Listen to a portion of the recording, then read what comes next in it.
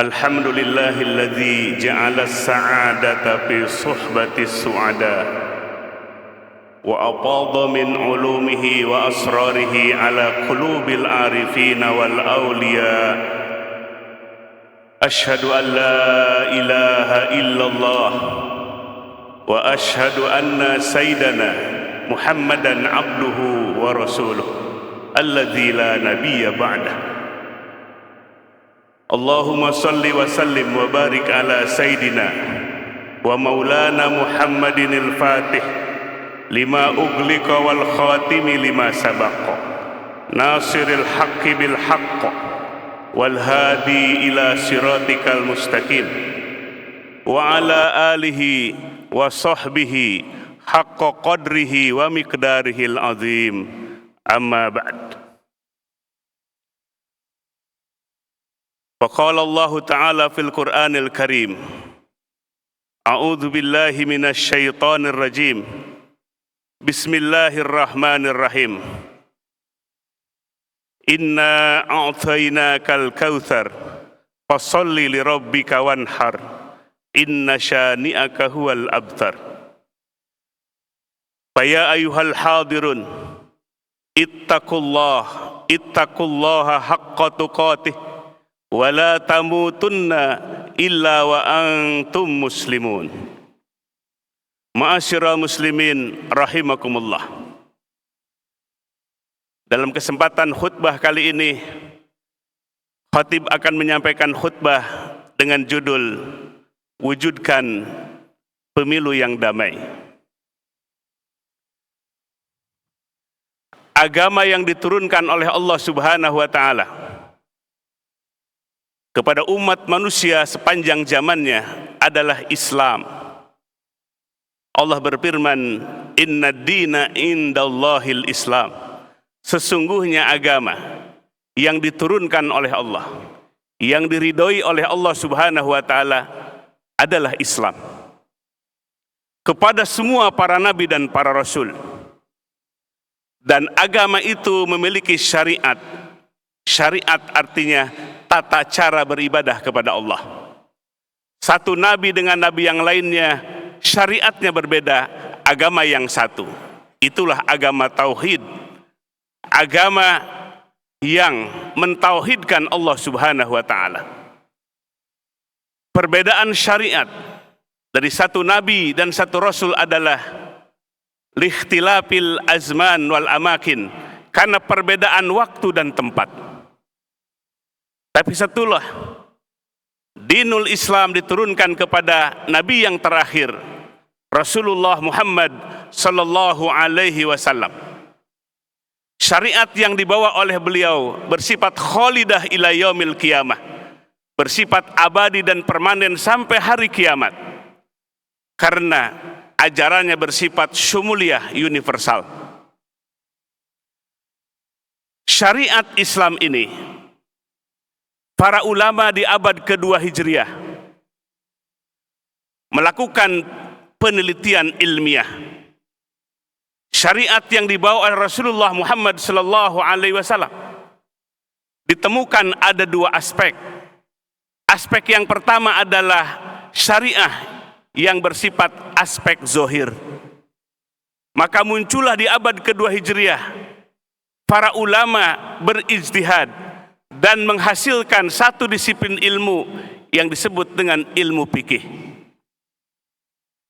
Di sisi lain ada para ulama yang khusus menelaah, meneliti dari syariat Islam itu ternyata ada kandungan yang bersifat aspek batin.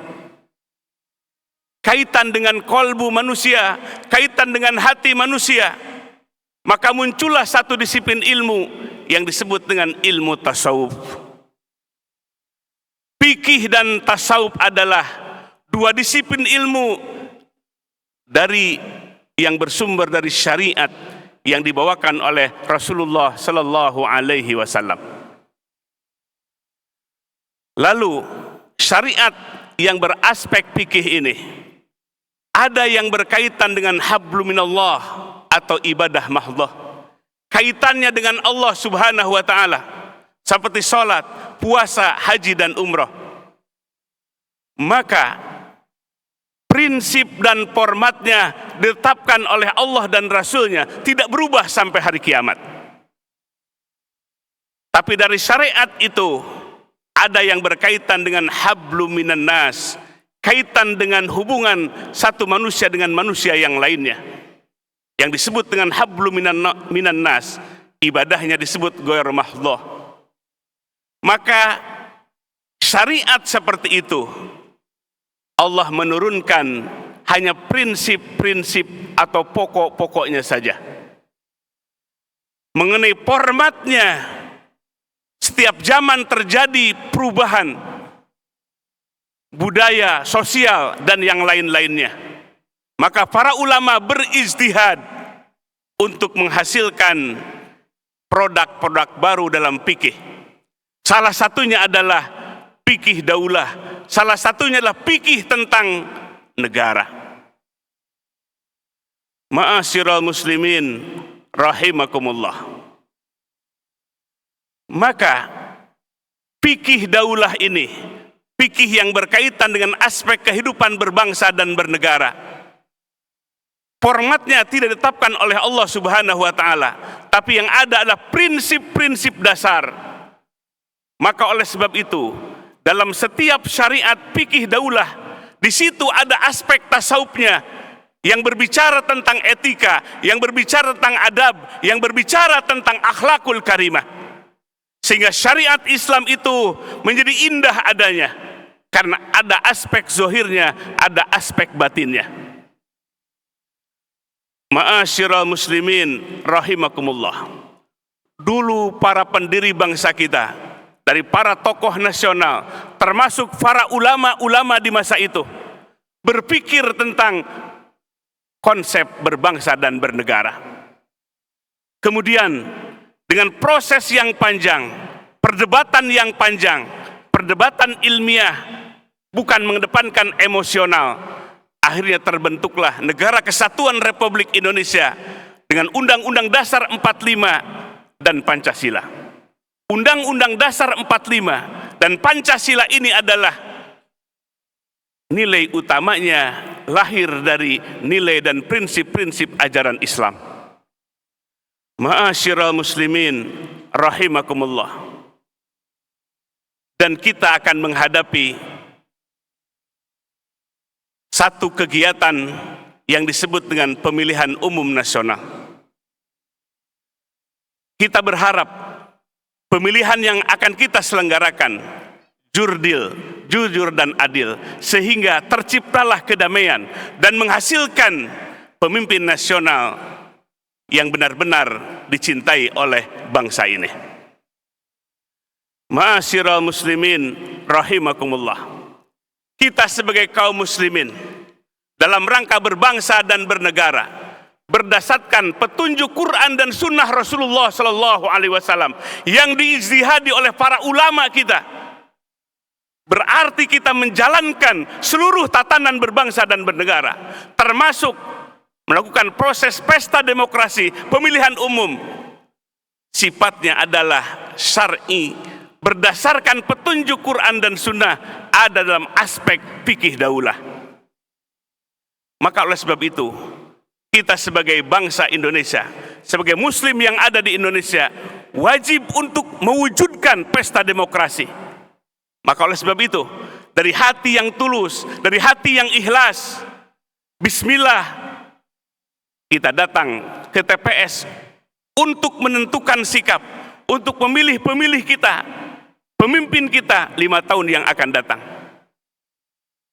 Maka oleh sebab itu, semuanya menjadi pahala di sisi Allah Subhanahu wa taala. Ma'asyiral muslimin rahimakumullah. Hablum minallah, syariat yang berkaitan dengan hubungan kita dengan Allah, selalu diukur parameternya adalah dengan hablum minan nas, dengan tatanan sosial kita. Di dalam Islam, bahwa Islam adalah tidak dipisahkan dengan negara, Islam tidak dipisahkan dengan tatanan kehidupan, tapi Islam ini adalah membimbing semua aspek dan dinamika kehidupan, termasuk berbangsa dan bernegara. Maka oleh sebab itu, Pandanglah syariat Islam ini dari sisi aspek zohirnya, fikihnya, beserta aspek batinnya, tasawufnya. Maka dengan tasawuf kita lakukan proses tazkiyatun nafs, pembersihan jiwa kita, penyucian hati kita. Anil amrod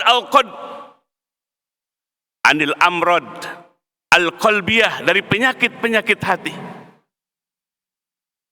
Maka Imam Al-Ghazali dalam Kitabul Arba'innya menyebutkan ada 10 penyakit hati yang sangat berbahaya, yang memporak-porandakan kehidupan beserta tatanan ibadah ubudiyah kita kepada Allah Subhanahu wa taala. Di mana Allah berfirman, a'udzubillahi minasyaitonir rajim, qad aflaha man tazakka wa zakara isma rabbih fasalla.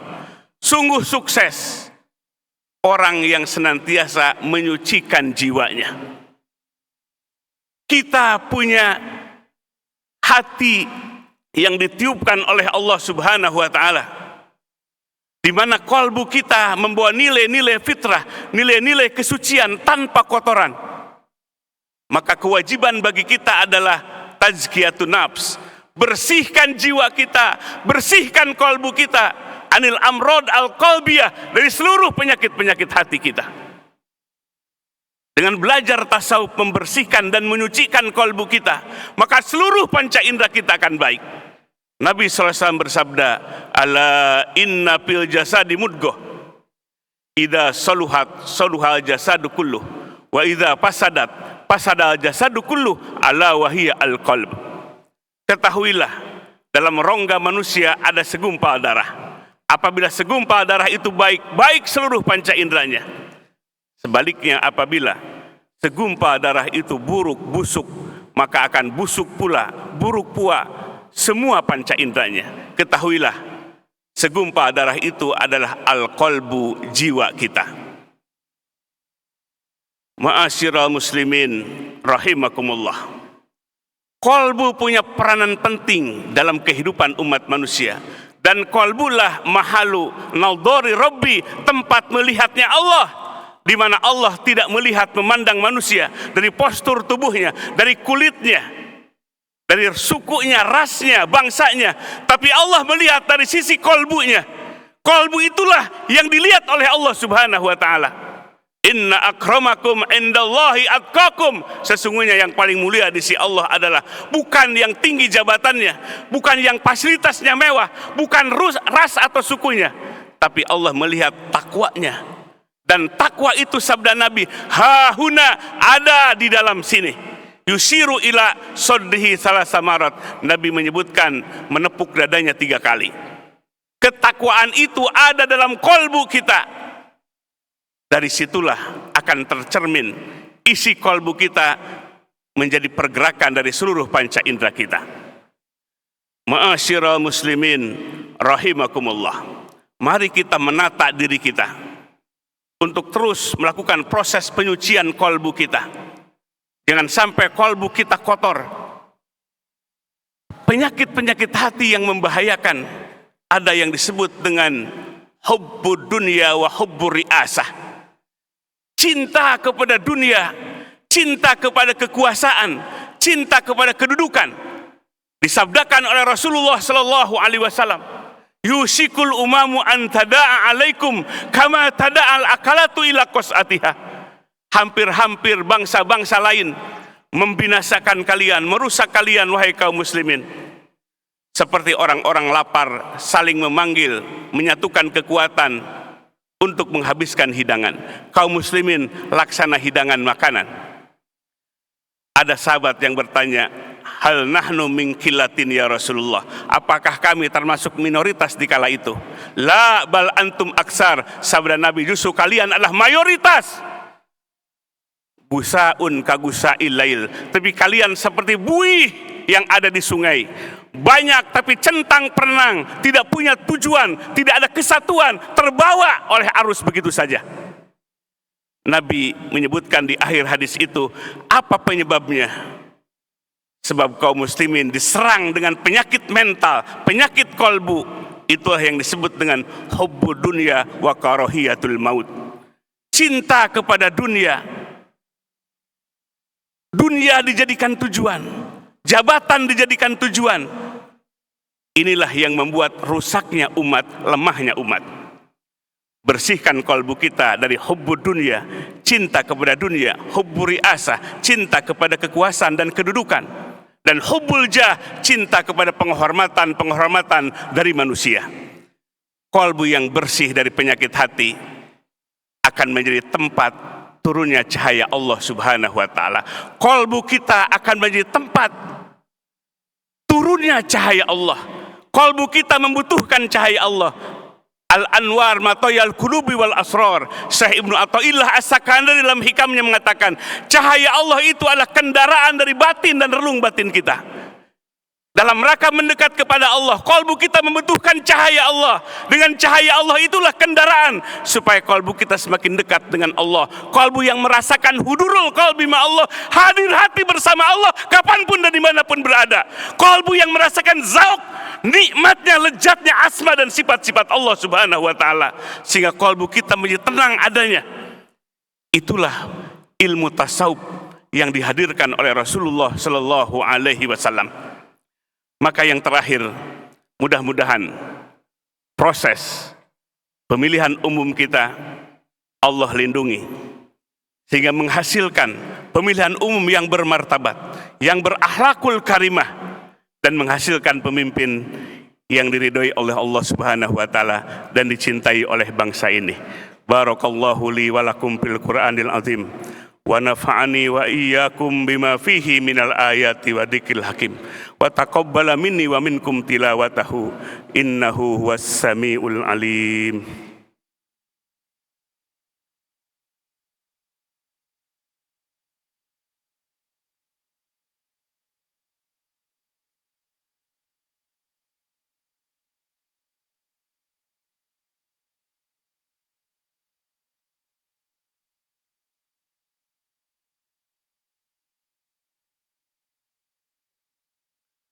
Alhamdulillah, wassalatu wassalamu ala man la nabiyya ba'dah, wa ala alihi wa sahbihi wa mawalah. Amma ba'd, fa ya ayyuhal hadirun, ittaqullaha haqqa tuqatih, wa la tamutunna illa wa antum muslimun. Wa qala Allah ta'ala fil Qur'anil Karim, A'udzu billahi minasyaitonir rajim. Innallaha wa malaikatahu yusholluna 'alan nabi. Ya ayyuhalladzina amanu shollu 'alaihi wa sallimu taslima. Allahumma ighfir lil muslimina wal muslimat wal mu'minina wal mu'minat al ahya'i minhum wal amwat wa ya qadiyal hajat. Allahumma ighfir li ummati sayyidina Muhammad. Allahumma arham ummata Sayyidina Muhammad. Allahumma aslih ummata Sayyidina Muhammad.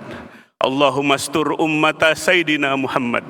Allahumma ajbur ummata Sayyidina Muhammad. Allahumma farrij an ummati Sayyidina Muhammadin sallallahu alaihi wasallam. Allahumma malikal mulki tu'til mulka man tasha wa tanzi'ul mulka mimman tasha wa tu'izzu man tasha wa tuzillu man tasha biyadikal khair innaka ala kulli syai'in qadir. Allahumma a'izzal islam wal muslimin wansur man nasaraddin wakhdul man khadalal mu'minin wa ahlik a'da'aka wa a'da'ad-din ya hayyu ya qayyum ya rabbal alamin. Ibadallah, innallaha ya'murukum bil adli wal ihsan wa ita'idil qurba wa yanha 'anil fakhsya'i wa munkar wal bagh ya'idukum la'allakum tazakkarun wa dzikrullahi akbar. Astagfirullah li wa lakum. Allah